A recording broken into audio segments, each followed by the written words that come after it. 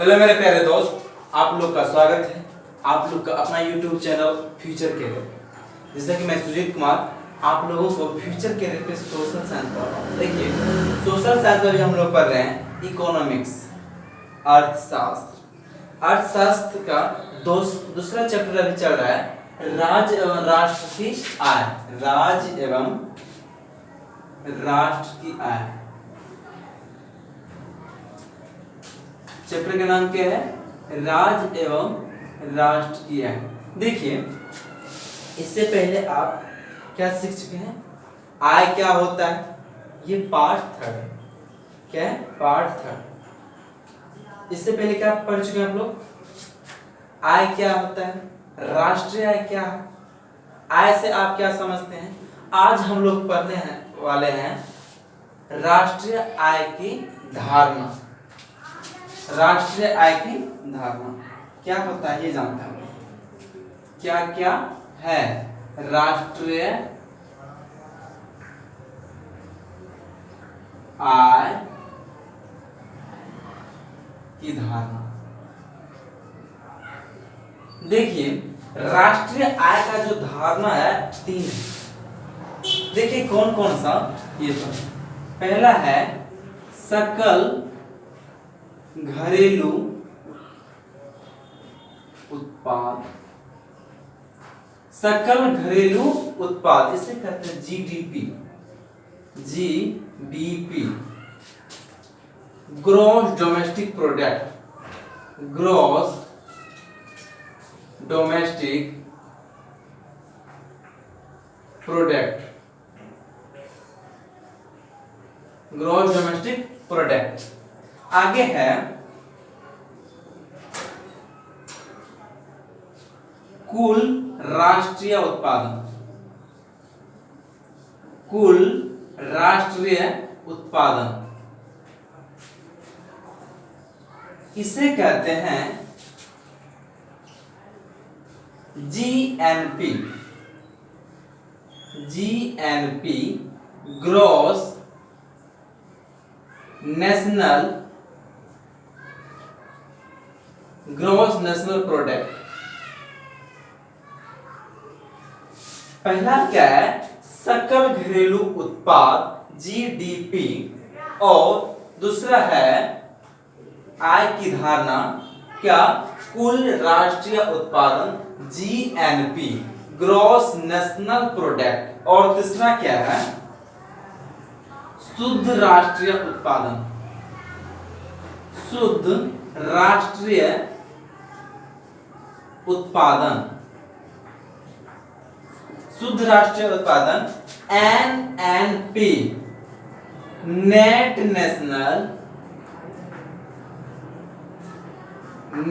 National product. आप लोग को दिख रहा है? देखिए, आप लोग इसे स्क्रीनशॉट ले सकते हैं। इसके बारे में हम लोग बाद की बात करेंगे, ठीक है? अब आप लोगों से पूछा जाए कि राष्ट्रीय आय का धारणा क्या क्या होता है, आप लोग क्या क्या बताएंगे? राष्ट्रीय आय की धारणा 3 है। कौन कौन से? सकल घरेलू उत्पाद और कुल राष्ट्रीय आय। तीसरा क्या है? शुद्ध राष्ट्रीय आय। इसे कहते हैं जीडीपी ग्रॉस डोमेस्टिक प्रोडक्ट।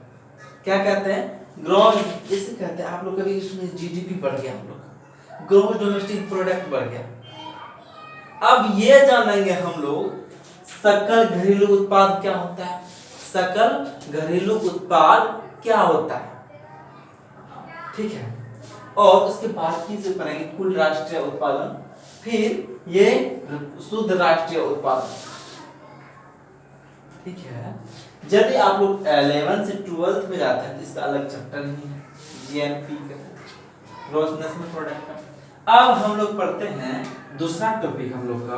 पहले आप लोग सीखे कि राष्ट्रीय आय की धारणा क्या क्या है। सकल घरेलू उत्पाद जीडीपी, कुल राष्ट्रीय आय जीएनपी, एंड शुद्ध राष्ट्रीय आय एनएनपी नेट नेशनल प्रोडक्ट। चलिए आगे है टॉपिक सकल घरेलू उत्पाद से क्या समझते हैं। सकल घरेलू उत्पादन से आप क्या समझते हैं। ये देखिए VVI है, ये वेरी वेरी इंपॉर्टेंट क्वेश्चन है। सकल घरेलू उत्पादन से आप क्या समझते हैं।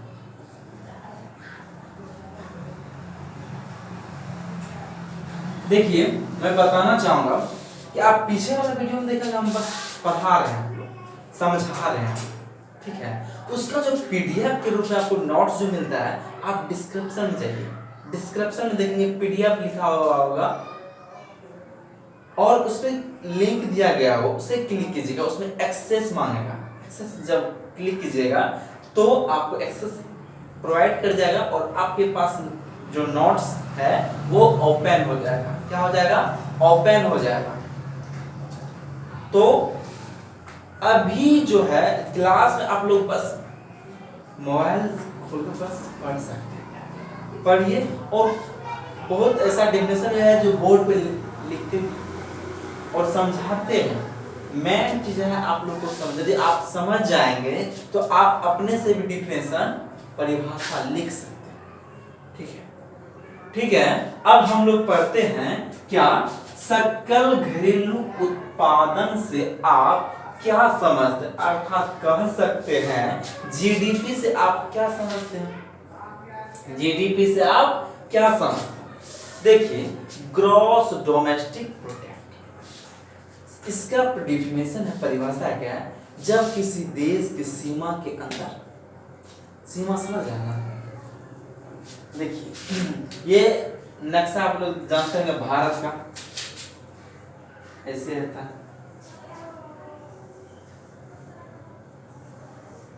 सॉरी नक्शा भी गलत मुझसे बन रहा है,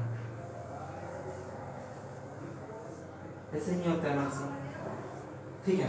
जब इस सीमा के अंदर, ठीक है, यदि अपना भारत देश का है, जब किसी देश के सीमा के अंदर देशवासियों द्वारा एक वर्ष में वस्तुओं और सेवाओं का जो उत्पादन किया जाता है वो क्या कहलाता है। GDP, gross domestic product. मतलब कह सकते हैं देशवासियों के द्वारा जो वस्तु एवं सेवाओं का उत्पादन किया जाता है, कुल उत्पादन किया जाता है, क्या वस्तु का मात्रा का उत्पादन किया जाता है, क्या कहलाता है। GDP, gross domestic product. यदि आप लोग नहीं समझ पा रहे हैं आप कमेंट में लिख सकते हैं, आप लोगों के लिए दोबारा वीडियो बना दें। और आप लोगों को जब नोट्स प्रोवाइड वीडियो में है कि नोट्स नहीं देगा, आप लास्ट में, ये पार्ट 3 है, ये पार्ट 3 है, तो पार्ट 2 में देखिए। इससे पहले पार्ट 1 और पार्ट 2 अपलोड हो चुका है फिजियोथेरेपी, आप इससे पहले वो वीडियो देखेंगे ताकि ये वीडियो और अच्छे समझ आए। इससे पहले आप जानेंगे राष्ट्रीय आय क्या होता है, आय क्या होता है, प्रति व्यक्ति आय क्या होता है, आय से आप क्या समझते हैं, ये आप लोगों को दूसरे वीडियो के माध्यम से बता दिया गया है। और पहला वीडियो के माध्यम से आप सीखें आय क्या होता है, ठीक है। चलिए अगेन मैं डिफिनेशन और इसका बता देता हूँ। सकल घरेलू उत्पाद से आपको, ये VVI है, मैं आप लोगों को बता पा रहा हूँ, ये VVI है, मोस्ट इंपोर्टेंट कह सकते हैं, क्योंकि ये सब क्वेश्चन जो होता है एक बार में माथा में, माइंड में क्लिक हो जाता है, सेट हो जाता है, और ये सब में आसानी से आप लोग नंबर ला सकते हैं। ऐसा क्वेश्चन आ गया, जब कोई देश के सीमा के अंदर देशवासियों द्वारा एक वर्ष में वस्तुओं और सेवाओं का कुल उत्पादन क्या कहलाता है, सकल घरेलू उत्पाद कहलाता है। क्या कहलाता है, सकल घरेलू उत्पाद। मैं आशा है, विश्वास है मुझे आप लोग सीख रहे हैं, और सीख रहे हैं तो कमेंट जरूर कीजिए। चलिए अगला टॉपिक पढ़ते हैं। देखिए अभी तो यहाँ समझाया गया है आपको, ये नोट्स में आपको मिल जाएगा, तो वहाँ आपको नोट्स में लिखा रहेगा इसका परिभाषा, देखिए इसलिए कहते हैं टाइम वेस्ट नहीं करते हैं, इसी टॉपिक बाय टॉपिक पढ़ते जाते हैं, यहाँ बस मोबाइल खोल के बस पढ़ना, ठीक है। चलिए अगला टॉपिक है गरीबी से आय का क्या संबंध है?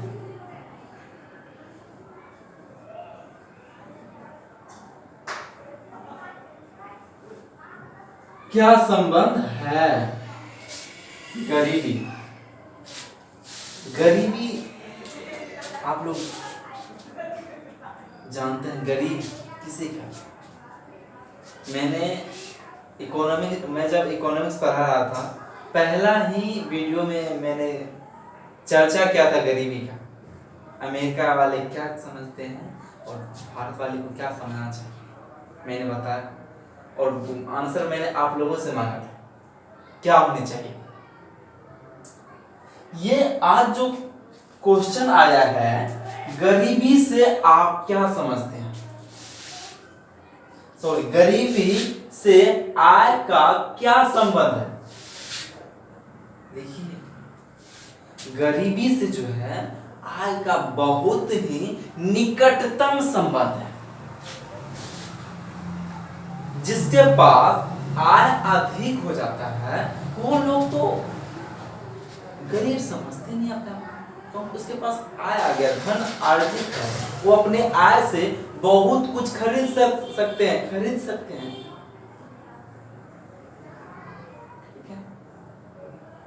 देखिए अभी ये पॉइंट भी बहुत अच्छा है और ये सब पॉइंट बस सुन लीजिएगा तो आपको याद हो जाएगा। क्या मैंने बताया, गरीब का आय से बहुत ही निकटतम संबंध है। जो लोग गरीब होते हैं वे फजूल खर्च नहीं करते, क्योंकि उसके पास उसका जो रोजगार होता है बहुत ही रोजगार के अनुसार, जैसे बहुत ही कम आय वाला होता है, मतलब कम वेतन, जिसके कारण वो उसी आय में अपना भरण पोषण करता है। उसी आय में क्या करता है, अपना भरण पोषण करता है। तो आप कह सकते हैं कि गरीबी से आय का जो है निकटतम संबंध है। गर्मी बहुत है, निकटतम संबंध है। जो गरीब रहता है वो मेहनत बहुत करता है, क्योंकि उसे भी लगता है मैं अमीर बनूं। तो आप कैसे कह सकते हैं, इस क्वेश्चन में कैसे लिख सकते हैं कि देखिए इसके पास रोजगार भी होता तो कम आएगा। कैसे, पहले तो गरीब जो होता है उसके पास वो फैसिलिटी नहीं हुआ, वो अच्छे नॉलेज प्राप्त करते, अच्छे फैसिलिटीज पढ़े, अच्छे फैसिलिटीज को पढ़कर अच्छे नॉलेज प्राप्त करके अच्छा जॉब ले, अच्छे जॉब लेकर वो अच्छा आय कमाए। अच्छे आय नहीं होने के कारण, यही तो कारण है गरीबी। पहले एक क्वेश्चन था, मैंने पहले वीडियो के माध्यम से आप लोग को शेयर किया आप लोगों से कि अमेरिका वाले क्या कहते हैं, जिसके पास कार नहीं है अमेरिका में वो गरीब है। लेकिन अपने भारत में क्या कहेंगे, अभी भारत का बहुत ऐसे लोग हैं जो भूखे सो रहे हैं, जो रोडों पे सोते हैं, आप लोग देखे भी होंगे। इसका गरीबी का कारण क्या है, इसे और डिटेल से पढ़ेंगे। चलिए, आशा करता हूं ये क्वेश्चन में आप लोग को समझ में आ गया होगा, गरीबी से आय का क्या संबंध है। बहुत ही निकटता, तो जैसे मैंने आप लोग को बताया, आप लोग वीडियो को स्किप दोबारा सुन सकते हैं। और ये टॉपिक को नोट प्रोवाइड आपको डिस्क्रिप्शन में मिल जाएगा लिंक के द्वारा, और वहां जाके एक्सेस करना होगा, एक्सेस कीजिएगा तभी आपके पास नोट्स। चलिए अगला क्वेश्चन है हम लोगों के लिए, अब बेरोजगारी, इसे मिटा सकते हैं। आप लोग ऊपर वाले को एक बार लिख लीजिए, मैं तो एक बार व्यू और पॉइंट करवा देता हूं आप लोगों को कि राष्ट्रीय आय की धारणा क्या क्या है। सकल घरेलू उत्पाद, कुल राष्ट्रीय आय एंड शुद्ध राष्ट्रीय आय, GDP, GNP and NNP, gross domestic product, GDP, GNP, gross national product, NNP, net national product. देखिए उसके बाद आप लोग को जो बताया गया सकल घरेलू उत्पादन से आप क्या समझते हैं? देश के अंदर देशवासियों के द्वारा एक वर्ष में कुल वस्तुओं और सेवाओं का जो उत्पादन किया जाता है वो हमारा सकल घरेलू उत्पादन। ठीक है, अब गरीबी से आप क्या, गरीबी से आय का क्या संबंध है ये तो आप लोग डिटेल्स पढ़ेंगे। अब इसे मिटाते हैं, इसके बाद हम लोग पढ़ते हैं अगला पॉइंट, अगला टॉपिक क्या है। बस आप लोग पढ़िए, पार्ट 3 यहां लिख देते हैं, मार्कर भी शॉर्ट हो गया है। पार्ट ये थर्ड, अगला टॉपिक क्या है? अल्प बेरोजगारी। अल्प बेरोजगारी, अल्प बेरोजगारी क्या होता है ये जानो।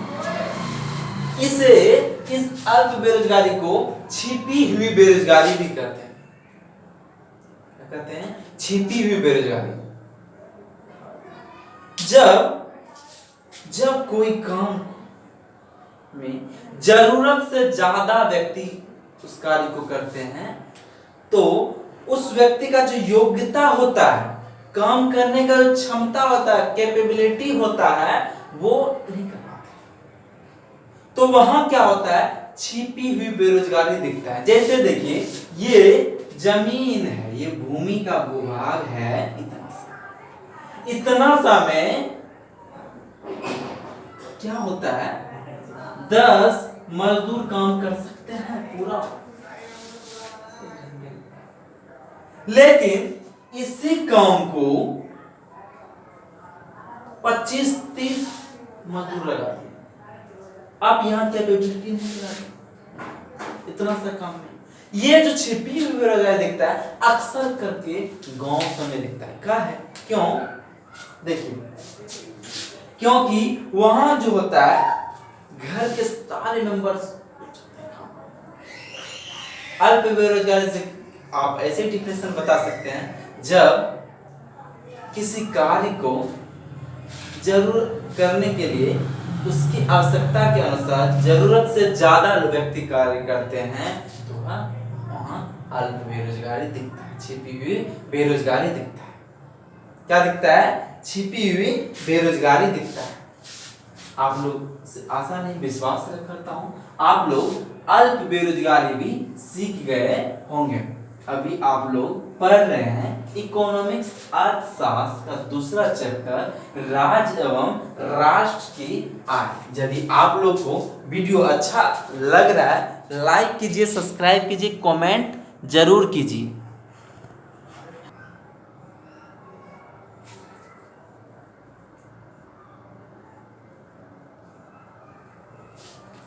देखिए ये भी टॉपिक है कि